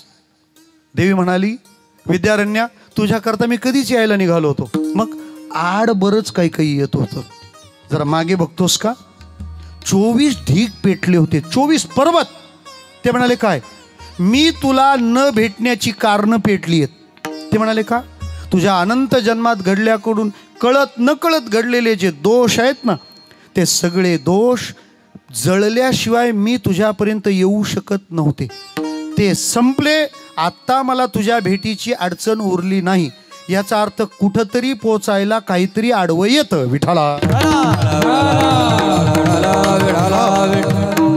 आपल्याच येतं असं थोडं. दशरथ राजाने एक दिवस आरशात पाहिलं होतं. बघावं दशरथानी आरशात पाहिलं, कानाजवळचा केस पिकला होता. निर्णय घेऊन टाकला. कोणता, हे राज्य आपण रामाला देऊन टाकू. आता दशरथ राजाने ठरवलं काय, हे सोपून टाकायचं. एक लक्षात घ्या, तेव्हा दशरथानी एकाला दिलं होतं, आताच्या दशरथानी सगळ्यांना नीट वाटा. अख्ख्या घरात भानगडी म्हाताऱ्यांनी लावल्या विठाला. ते दोन्ही भाऊ एका खदाडीत क्रिकेट खेळतात. हा बॉलिंग करतो आणि बॅटिंग आणि होतो, त्याला नाही द्यायचं. तुझा कार्यक्रम झाला विठाला. ते म्हणाले, आता पुढचं वितरण कसं काय. ते म्हणाले, राम गादीवर बसला पाहिजे. महाराज, ब्रह्मांड नायक गादीवर बसणार होता, पण आड आलं आणि मुहूर्त किती लांबला माहितीये. आपलं कीर्तन तर आता एका 15-20 मिनिटात लांबलंय. तो मुहूर्त 14 वर्षे लांबला. 14 वर्षे. राम राज्याभिषेक 14 वर्षांनी आला. महाराज, आड बरंच असतं. काय सांगू आपल्याला. मी म्हणतो राम राज्याभिषेक तरी लवकर झाला, पण राम मंदिर व्हायला 500 वर्षे लागली ना. किती आड येतं, किती आड येतं, किती आड येतं. बरंच आड होतं, पण बुलडोजर होता म्हणून सगळं साफ केलंय विठाला.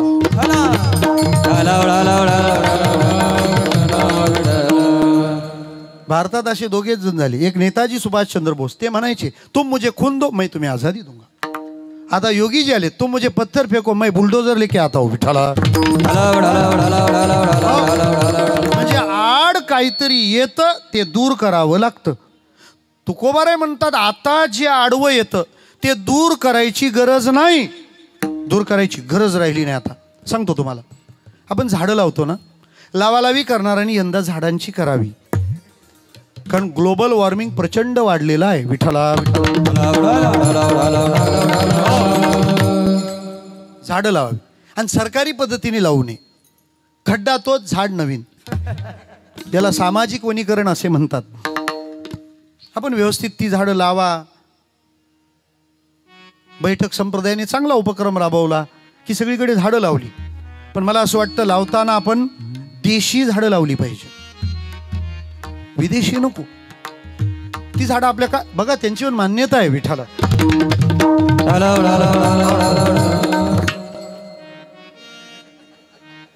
टायमिंग आपल्या नशिबाच्या नावावर केलेलं आहे. अजिबात टेन्शनच घ्यायचं नाही तुम्ही. लोकसभेत जर एखादा मुद्दा आवडला तर ते इतर सभासद बाकं वाजवतात, अनुमोदन विठाला. झाडं खुश आहेत, बस खोडाचं जाऊ द्या विठाला. आपण झाडं लावत होतो, उगा ते पण सहभागी झाले. आता करता काय, झाडं लावायला घेतली की ते ग्रामपंचायत त्या झाडाला काय लावते, पिंजरा. पिंजरा असतो म्हणजे तो झाडाचाच असतो, पुढं पिंजरा नेऊ नका. त्या झाडाला पिंजरा बसवतात. का बरं पिंजरा बसवण्याचं कारण काय. कारण ते लहान असतं आणि लहान असताना त्याला पहिला धोका कोणाचा, बकऱ्या. बरं ते खाताना एवढ्या डांबीस राहतात ना, बोखाच खातात विठाला. विकारी वृत्तीची माणसं उमललेल्या भक्तीचा कोंब खुडतात. कोंब खुडतात. तू वारीला जायला लागला ना, धंद्यावर परिणाम झाला, मेंदूवर झालाय तुझ्या परिणाम विठ्ठला. एखाद्याच्या मनात सहज भावना आहे, तो आपल्याला पंगत द्यायची. आवरी लोक अन्न द्यायला तूच कशाला पाहिजे समजायचं. बकरी आली विठ्ठला. तू कीर्तनाला थांबणारच, आपण नाही थांबणार. बकरी आली विठ्ठला. अजून किती जप करता, बकरी आलीच. महाराज त्या बकऱ्या चांगल्या चांगल्या झाडांचे कोंब खाऊन टाकतात हो. लहान लहान मुलं कीर्तन करतात, किती चांगली गोष्ट आहे. हे म्हणतात बाल कीर्तनकार म्हणजे धंदा आहे. तुमची बाळं नाही करत ते.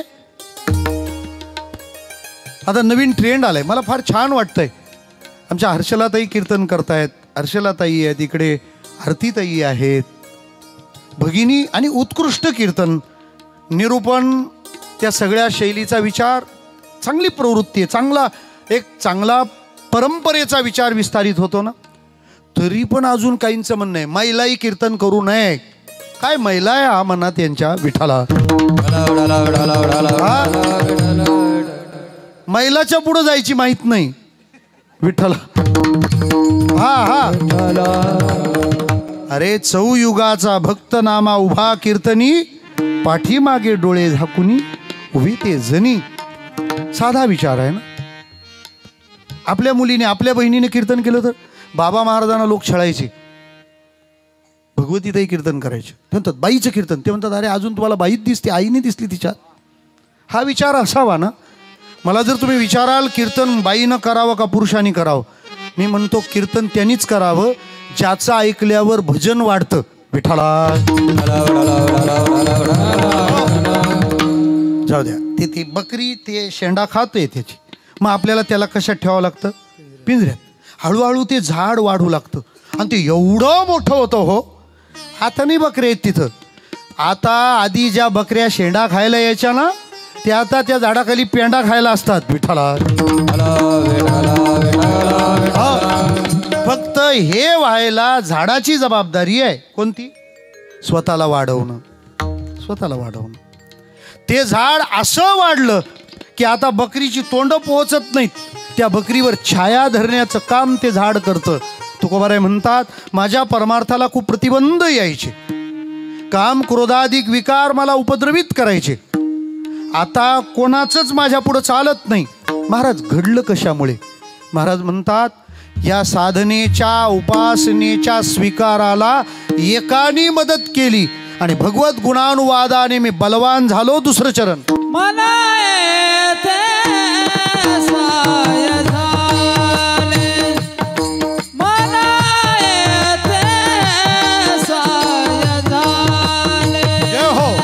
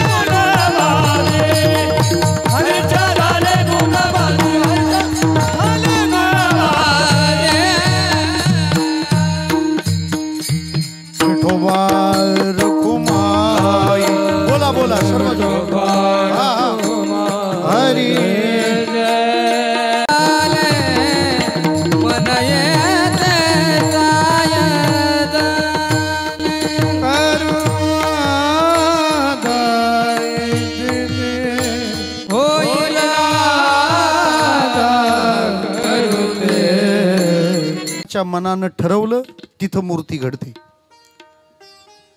साहोनी टाकी घाये पाषाण देवची झाला पाहे तयारी ती दृढ मन करी साधाया कारण.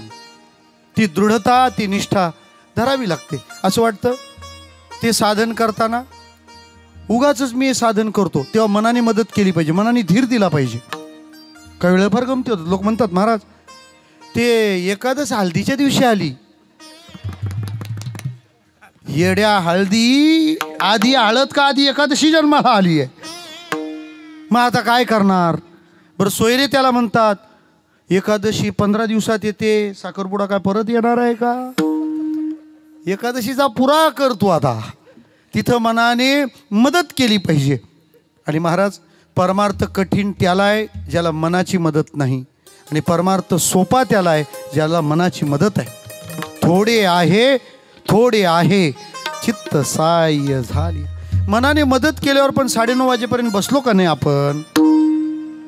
मन येथे साह्य झाले हरीच्या धाले गुणवादी. महाराज म्हणतात याच्या आधीचा काळ ज्या आमच्या चुका झाल्या ते आता निघून गेलं. चुकूर तो गेला काळ. भजनाशिवाय काही करण्याची बुद्धी म्हणजे चुकच आहे. झाले बळ संगाचे आता देवाच्या भजनाच्या जोरावर या दुःखरूप संसारावर मात करण्याची ताकद मला प्राप्त झाली. मग आता महाराज म्हणतात काय नाही, आता आम्ही करू ते. तुकोबारायांचं म्हणणं आहे की आता धरू सत्ता आणि होईल आता करू ते. सत्ता हातात धरली ना, मग आता काय होईल ते करू. अयोध्या केली की नाही? मग आता मथुरा आणि काशी होईल सत्ता करू ते. त्याच्यासाठीच दिली आहे दिल्ली. आता आम्ही काम केलं पाहिजे. याचा अर्थ असा आहे भगवंताने आपल्याला सत्ता दिली आहे. आता जे करायला पाहिजे ते करा, आणि करायला पाहिजे ते करण्यासारखं असेल ते भगवत भजन आहे. जाताना 1-2 मिनिटात उपसंहार हा करतो. नर्मदा परिक्रमा हर्षलाताईंनी केली हे तुम्हाला सगळ्यांना माहिती आहे. पण माझं मत आहे ती फक्त हर्षलाताईंनी नाही केली, ती रमेशजींनी पण केली. रामायणात एक भांडण होतं. सीता रामाबरोबर वनवासात गेली म्हणे. ते म्हणाले साप चूक आहे. वनवास खऱ्या अर्थाने सीतेला नाही आहे, कारण ती रामासोबत आहे. खरा वनवास उर्मिलेला आहे. का? लक्ष्मणाच्या वियोगात इतर सगळ्या जबाबदाऱ्या ती पार पाडत होती ना. आणि कधी कधी ती माणसं लपलेली राहतात. रामायणात रामाची चर्चा आहे, लक्ष्मणाची आणि भरताची आहे, शत्रुघ्नाची नाहीच. आणि शत्रुघ्नाचे रामायणावर उपकार आहेत. राम लक्ष्मण वनवासाला आहेत, भरत नंदीग्रामात आहे. मग 14 वर्षे अयोध्येवर कोणीच आक्रमण करू शकलं नाही, कारण 1 मॅन आर्मी. एकटा शत्रुघ्न ते सगळं लढवत होता. मला या परिवाराच्या त्यागाचं वैशिष्ट्य वाटतं. किती वर्षाचा आहे तो कन्हैया?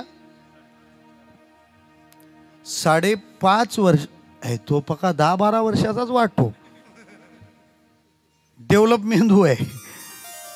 5-5.5 वर्षाचं बाळ, आणि ते बाजूला ठेवून मानवी जन्म ज्या भगवत भजनासाठी प्रदान केलाय ते माझं पहिलं निजकर्म आहे, तो माझा निजधर्म आहे, तो अनुसरणं. मला असं वाटतं ही आपल्याकडे घडलेली दुसरी घटना आहे. 6 महिन्याचं बाळ बाजूला ठेवून गुरुदेवांच्या आज्ञेनं कलावती आईंनी 12 वर्षे समाजात फिरत कीर्तनं केली होती. 5.5 वर्षाच्या बाळाला ना आपल्या तारुण्यातल्या संसाराला बाजूला ठेवून 4 महिन्याची प्रदक्षिणा, अशा त्यागाचे दाखले ही भारताची श्रीमंती आहे.